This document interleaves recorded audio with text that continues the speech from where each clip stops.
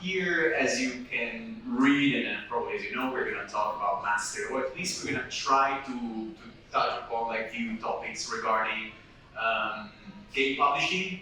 It's not an easy job, as they are going to be very happy to explain to you. There are some tricks and some challenges, of course, and we're going to try at least to touch upon like a couple of those things. But what I really would like to hear from you also, so we're going to try to go fast. I'm going to make the introduction, so we cut short the time. I'm going to make the introduction for everyone, and then we're going to try to leave some time at the end. And if you have questions, if you're a developer, you want to ask them what should I do better, what are things, unless we already talked about it, and let's see if we're going to be able to answer those questions. So we're going to start with the presentation. We have Roman Remes from Playcast. Actually, no more from Playcast anymore, but let's keep it for. We want to say like no. Okay, perfect. Andrei Podobrigora, CEO of Forklift, worked for Forklift, CEO of Forklift, and JD Wardman, COO of Lab Cave.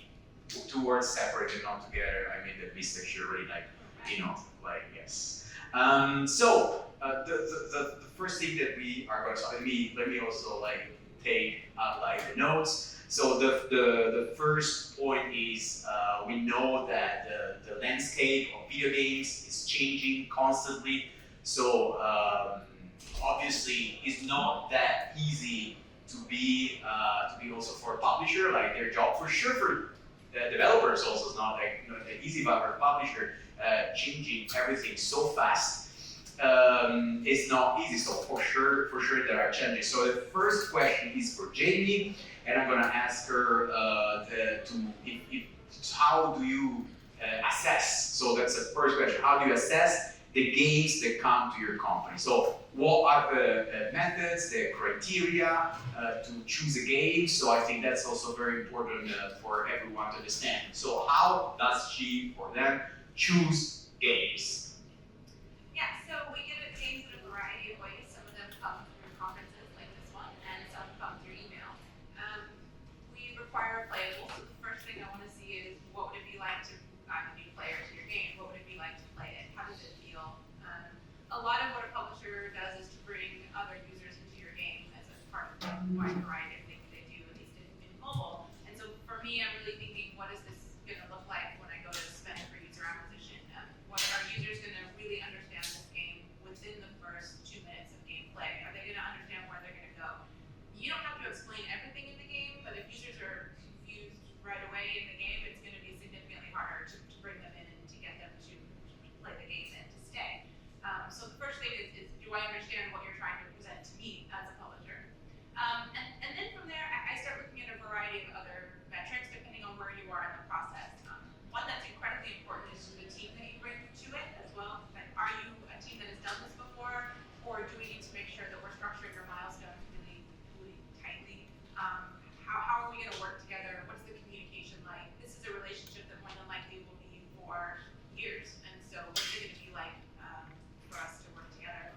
And then it goes into other pieces. Is your game art heavy? How are the assets created? There's a lot of detail that goes into making a decision on a project, but I would say that the number one thing is how does it feel to play, because I'm thinking about it from that perspective. Okay, so before you talked about KPIs, so if there is someone here that is interested in knowing what are the top KPIs that they should keep an eye on before presenting to you, would you have a suggestion on what are the most important, what are at least you looking at, and then maybe you can answer the same question, right? If you have different ideas. So we are willing to get in before you may have KPIs. Like I said, when I'm playing the game, we will offer project funding if we feel like it's within a game that makes sense for us. So we want to get in there while you're actually still developing the game and help you through that last little bit, take you through the soft launch. If by chance you have gone further than that and you don't need that kind of response from us, you don't need that kind of funding, that's perfectly fine. Then at that point, I'm starting to look at retention numbers. I'm starting to look at how have you attempted to, how have the users interacted with your game, how is your monetization system built, and then what KPI-wise,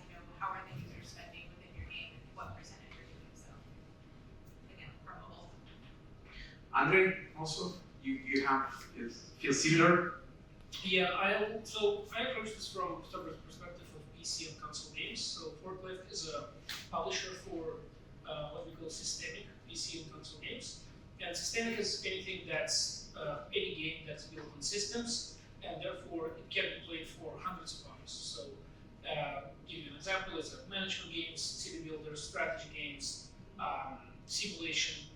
Basically, any game that is not depending on story, which you understood once, and that's your end of story with the game, right? So anything that's basically endless. For us, we're not looking for KPIs specifically because we know our niche, and this is specializing for us within this niche is a way to solve a lot of challenges, and we can talk about this more with the market saturation, with KPIs, with understanding what's going to be fun for players because we specialize in this one single niche. Specifically in PC console publishing, I think it's not really possible to only think about KPIs. Some metric, like give you an example, a really good KPI would be to how many wishlists you have, and what is the curve for getting new wishlists? Is it going up, or it's stagnating, or it's just staying down? But the thing is that if you are a publisher who are just looking for games that are on the upward trend with wishlist, though, why does the game developer needs you as a publisher? The publisher's job is to get a game that maybe is not getting super well wishlist, and then do something with that game to make it successful, right? So this is why we are much more product centric and team centric, rather than looking at some numbers and saying, "Oh, this is going to be successful, so we're going to do it." Right? Okay, sorry, just what, because if you say like something interesting, I don't know how you feel about it, but like the numbers, so the numbers, for example, the wish list, right? You say, so you're not interested in the absolute number, but whether it's growing, stagnating, or decreasing? Absolutely, yeah. Well, it's good. Like if you stumble up on a game that's like has 200,000 wish lists, obviously I would love to sign it and work with the developer, but that's the thing, like everybody would love that, right? But your value as a publisher is to be someone who can help that team succeed, right? And get from like really modest numbers to a huge success, right? So that's why I think you have to be careful when thinking about the numbers, right? You have to be thinking, what is the value that I'm bringing to a developer with that game, right? Okay, thank you. Also from a mobile perspective, when you're reaching for the games, the number of retention and playtime, if the genre under which you are not specialized, is important for us in Playboost. And if we are good in this genre, we starting to look, like as we mentioned about this, in the lowest possible point of the team, like when they only have the prototype in the head, because it's they will grow, we will know it with our expertise, but the game already at the very beginning is like powerful. So that's like the only way which you can find the gold, which is not polished, and just you have to polish a little bit, and that will be like the ideal solution. Beautiful. Of course, we will have questions regarding that, and later maybe you can ask. Because I want to kind of segue into marketing and distribution. So of course, the first question will be for Andre, if you don't mind answering this question, because so basically I want to talk about the strategies, right, and the hurdles in marketing and distribution games, because today's market is also it's kind of like everything is fluctuating, changing, AI. So how do you manage to reach the audience, to keep them engaged? What are the challenges in doing that? If there are challenges, or if it's a smooth play, then it's a different story. But so that's where I guess I will get back to something before. One of the biggest challenges that I see right now for the PC and console market is definitely saturation. I started my work in publishing 6, 7, 8 years ago, some time ago, and I still caught that time when the market on Steam specifically was quite not saturated. A game that was good would be able to sell a lot of copies without marketing because the market was not saturated. People were hungry for new content, and a lot of games were successful that way. Now that I compare what happens right now, even really great games struggle, even with quite decent marketing, struggle to find an audience because there's just so many games. And we're competing not with games, and this is I think every marketer in games will notice that when you're making marketing game, you're competing against like Netflix, against everything, every kind of entertainment out there. And in the past 5-10 years, the number of that kind of entertainment just like multiplied so many times. So the way we solve this challenge for that saturation is something I said before. We specialize, right? That's just one of the ways. Obviously, there's so many ways to approach this, but because we specialize in those kind of games, we understand our audience that are really into those deep, endless systemic games. They just want more of the same thing. They want city builders, they want management games, they want simulation stuff, and a lot of these games overlap in their audience. And for us, this is one of the really key factors to understand when we sign a game. We want to see how our existing audience from other games is going to be enjoying trying this new game that we're signing, right?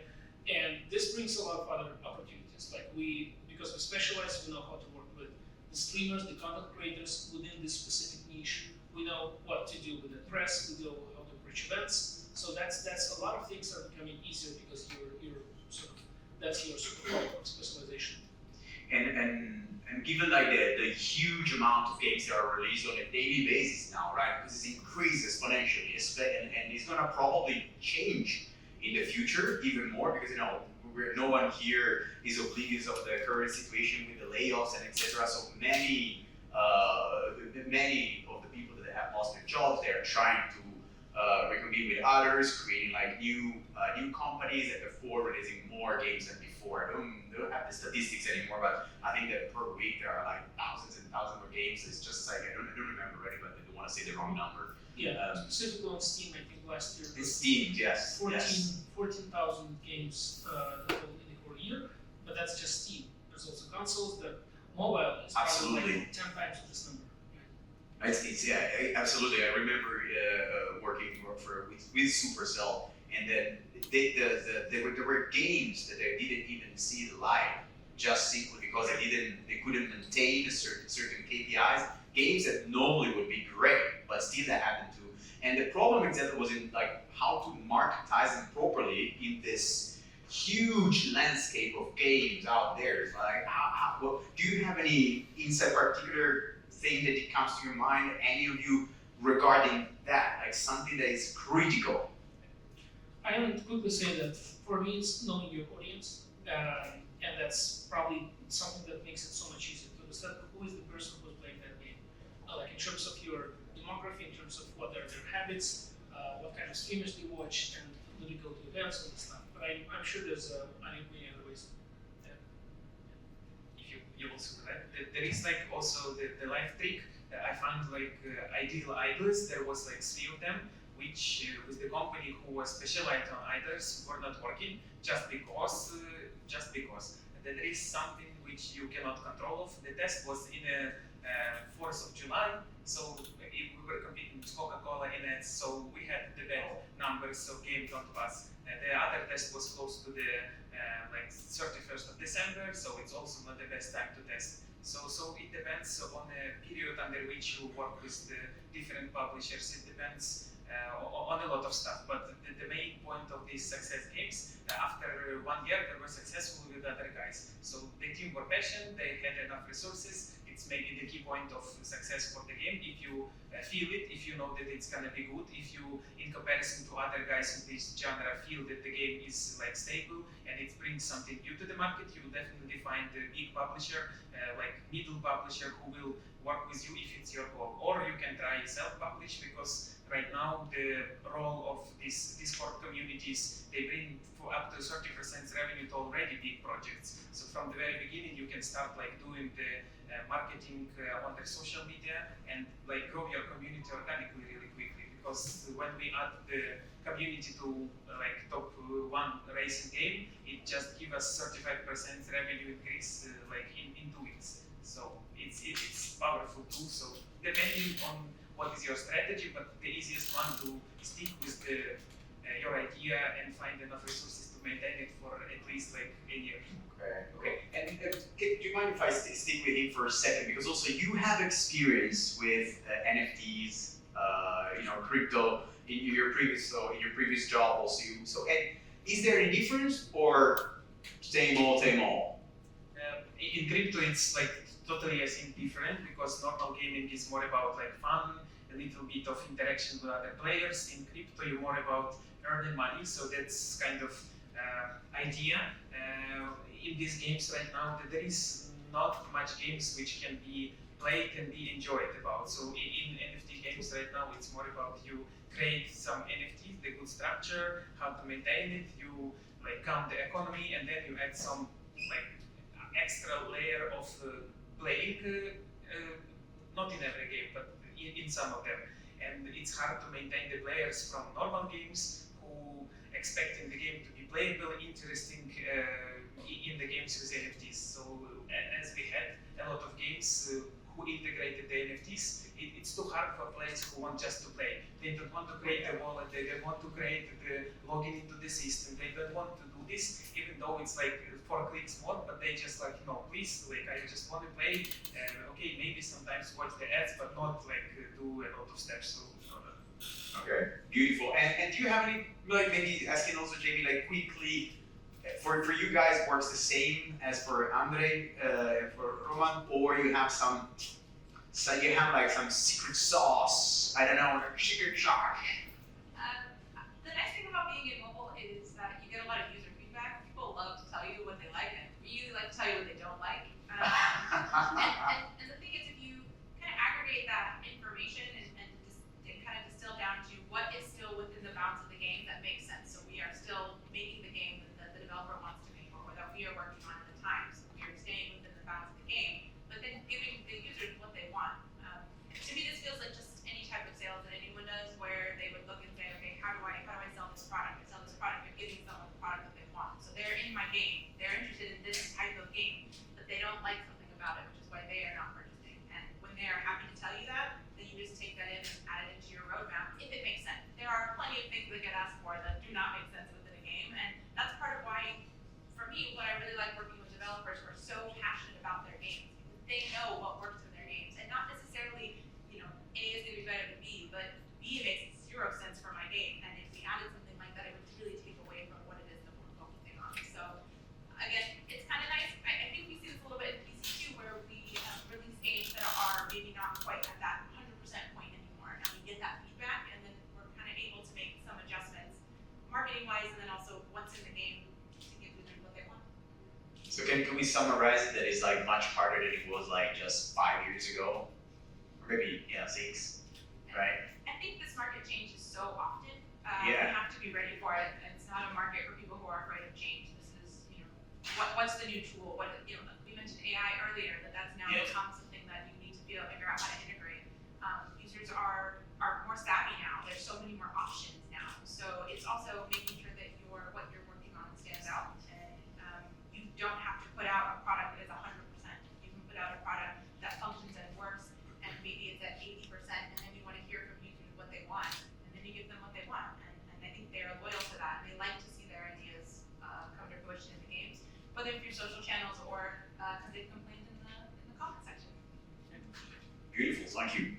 I had this like example of changing the game directly to the comments of the users in the racing game. We had like 4 points, like add multiplayer, where is leaderboards, where is drifting, and like I need to add my Toyota Civic R45 with the black numbers. So it's the example, the good feedback and the bad feedback. Like not bad, but overall it not help to update the game and like to maintain it more interesting for other players. But most of the time you just scan the comments and you find out top 3 like objects which can help you to boost the game even further. Because normally it's like the similar things which easy to update and to put them first in the roadmap because everything is planned, but still just to prioritize, and then the players feel that you like enjoying the feedback, that you taking it and doing it, and by this the game only boosted up itself organically. Maybe ask AI to make a recap of all the comments that you got, right? There is the solutions which help you to do it, but like you can do that. You can do it now. So at least it's much easier. You don't need to go and read like line by line. Okay, yes, that's actually very good one. Thank you. The last one, also because we're mindful of the time. Yes, we have 10 minutes left. So let's get to the nasty part, which is financial and risk management, right? I don't know if you're gonna be very happy to discuss that, but yeah. So I want to talk about that. What are the management strategies in publishing, of course? So Andre. So what are some of the financial risks associated with game publishing, and how do you mitigate them? So was it clear, the question? Yeah? Enough? Sort of. Sort of. Thank you. I think so. The difference. I just had a discussion with my friend who's running a development studio, and we were talking about like how the relationship between a publisher and developer is not always like smooth. And I think part of that is emotional because as a publisher, you're juggling many products, many games. I hate products, I don't know. You juggle many games while the developer works on this one game that is their baby. So that also comes down to risks. Development studio structure is you're going all in quite often with this one game, maybe two games you have in the development. And the publisher is juggling many games, and this is how you diversify risk, right? So typically, the way you, I don't maybe understand like the exact like angle of the problem. I don't see this problem. This is like business of a publisher, right? You're taking your pick among the games, and you're bringing your marketing budget and the development funds, and then hopefully everybody makes money. So that's easy, right? In theory. I like that. Suffix. There are new, so give you an example. There are new models right now that are on the rise with publishers that only cover the marketing aspect of the game, which then makes it so that developers are using the publisher as a service and then only party with their small revenue share. But that also brings that sometimes it's not the ideal structure because publisher doesn't have enough skin in the game, and so it's not always the best case for developers to sign up as a publisher. In some cases, though, it's actually the best case when you don't want to part with a lot of revenues, but you also don't want, as a developer, you don't want to be doing all these like difficult publishing operations from like working with content creators with all the platforms and porting and QA and localization and stuff. So I don't know. Is that something? No. It makes perfect sense. I don't know if you feel like adding something to that. Otherwise, we get in touch base on something that is very interesting. I mean, they're all interesting. I mean, for me, it's communication with your partner. I mean, if you look at a developer and a publisher, it's like any other relationship. You need to be able to communicate. We know that projects occasionally go behind, and the sooner you can tell a publisher we can make the adjustments. But if you wait till the end and the milestone shows up and the milestone only has 70% of what we were expecting, well, now we have internal teams that have done work that is not ready to go out, then their projects get put behind. Whereas if we'd been told a little bit earlier, we could actually make some of the adjustments. So it is communication, number one. I think we can kind of all agree there that that's really important with your development team. And I also think it's why the team itself is so incredibly important when you're vetting to work with a publisher. Like, our side should also be communicating with you, and if it's not a good relationship. It's got to go both ways. We are probably going to have data you're not going to have, and we need to give you that data and help put context to it in order to make it so that you can find success within your next update, which again brings everybody money. So it's beneficial overall. But if you wait and you hide things, then we have to uncover them. It makes for less trust in a relationship. Just double adding to the Jeremy with the communication, because the publisher had a lot of insights on some tools, some services, something which will be on the market, and we want to share, but sometimes communication depending on the different developers, and sometimes it's really not the easiest way, and by nature sometimes the prioritization goes to the guys who goes with a little smoother communication, so that they sometimes get the quicker updates and they have the better testing of new features, and because they just better in communication. So even though it's sometimes not in interesting to do these like lists and explain what is in update when we clarify, and it sometimes help you and benefit developers. So yeah, the communication is the main point of in-house like prioritization for the new tools. Sometimes, like not in the most, but. May I add something to? I think you wanted to get into the deep of the economics of this whole thing, and that's why I called it nasty. I think one thing that I would emphasize in this whole financial aspect is that I think as a publisher, you are, because most of relationships between publisher and developer are structured in a way that you are recouping the costs of development, marketing, everything from the sales, and developer is responsible for how they spend the development side of things, and you as a publisher are responsible for how are you spending those marketing money, right? Because on one hand, you want to invest as much as possible to get the biggest return. On the other hand, you are responsible for the developer in terms of how you spend your marketing effort to make sure that every dollar you spend is going to be beneficial for the game's success. And this is where it has to be extremely, as a publisher, you need to understand how this is going to happen. If you want to do this event, if you want to buy ads here, or you want to arrange this content creator playing the game, is it going to be ROI positive? Like, is it going to be a positive return on investment for the development for yourself? And another thing is that you have to be extremely transparent for the developer on how you are doing this, right? So, like, we've known some publishers who've done like some shady tactics of recouping their additional costs or some other stupid stuff that is not beneficial for the developer, but is only beneficial for the publisher, right? So that I think is the most important part in this relationship, and in terms of economic outlook as well. Questions around? Because time is almost ready. We're ready at the right time. But if you have questions, otherwise I have one more. No, 3, 2. There you go. You use mine. There you go. It's a question for Andre.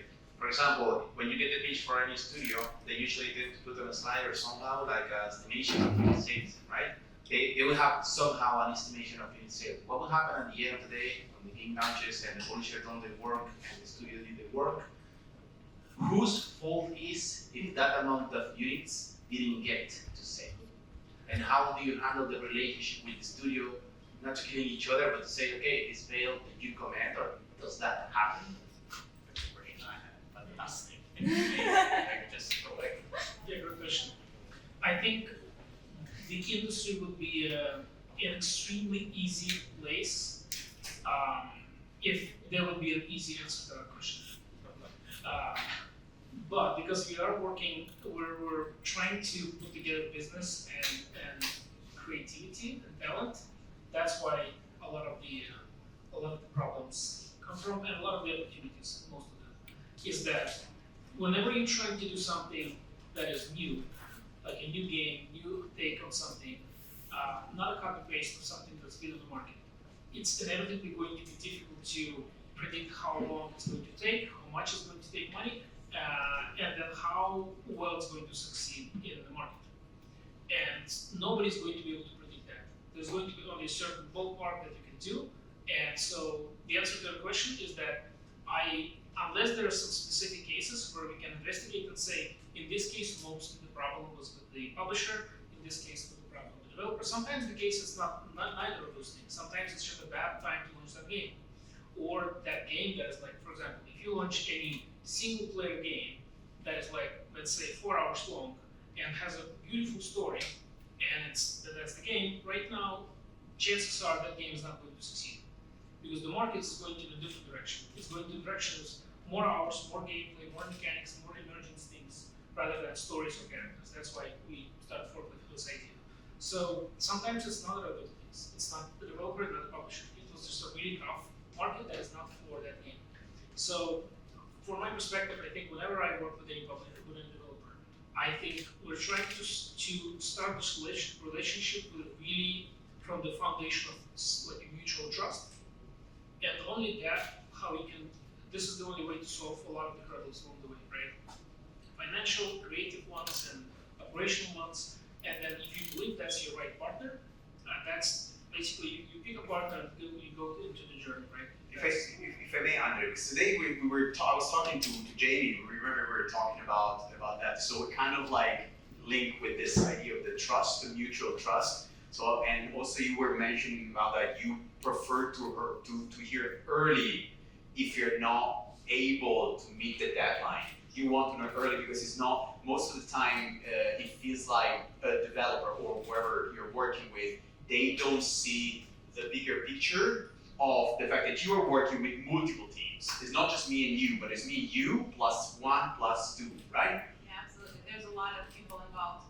But actually, specifically to your question, I know it wasn't for me, but specifically to your question, what I find a lot in pitches is that developers are very optimistic about how their game is going to fall in the market, and that's their job. They should be. This is a game they've been working on for a while.